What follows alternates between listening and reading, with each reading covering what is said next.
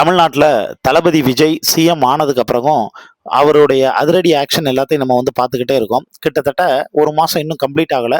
ஒரு 15 நாள் 20 நாளுக்குள்ள அவருடைய செயல்கள் ஒவ்வொன்றுமே அதிரடியாக இருக்குது. ஆனால் அதே நேரத்தில் குற்றமும் கொலைகளும் கிரைமும் ஒரு பக்கம் நாளுக்கு நாள் அதிகமாகிக்கிட்டே வந்து போகுது. மின்வெட்டு பிரச்சனை அதிகமாகிக்கிட்டே வந்து போகுது.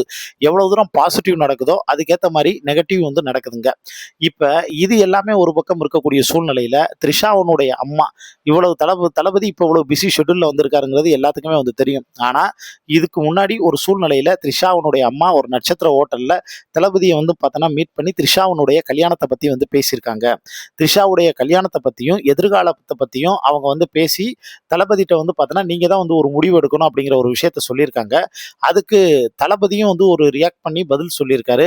அப்படி அவங்க என்னென்ன விஷயங்கள் த்ரிஷாவோட கல்யாணத்தை பற்றி பேசினாங்க, அதுக்கு நம்ம தளபதி என்ன ரியாக்ஷன் பண்ணி ஆன்சர் பண்ணாங்க அப்படிங்கிற ஃபுல் டீட்டெயில்ஸ் எல்லாத்தையும் நீங்கள் தெரிஞ்சுக்கணும் அப்படின்னா கீழே இருக்கக்கூடிய வீடியோ லிங்கை கிளிக் பண்ணி கேட்டு தெரிஞ்சுக்கங்க.